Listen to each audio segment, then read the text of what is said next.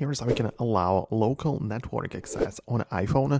Let me explain it all. And if you are first time on Foxtecc, make sure you subscribe so you don't miss tutorials and videos like this one. So whenever you download some kind of third-party app from the App Store and it asks you to allow access to the local network, you're gonna get like a pop-up.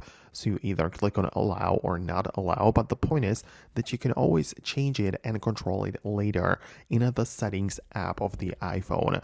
As you are on the main page, just find the privacy and security section.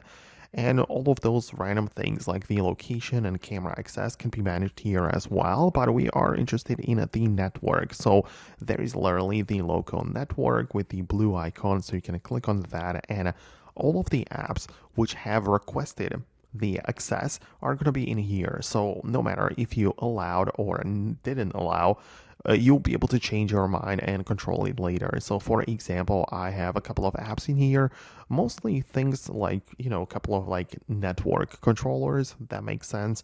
Also, there is the Blackmagic camera, for example, which uses the local network to just connect to my iPad to use it as a viewfinder. Right, so there are multiple different apps and different use cases, but it can all be managed right here. So let me know in the comments below if you found what you needed. In case you have still some further questions about it, let me know about that below in the comments. It's possible I'll make an updated video about that. So thanks a lot, and I'm gonna catch you in the upcoming tutorials and videos like this one.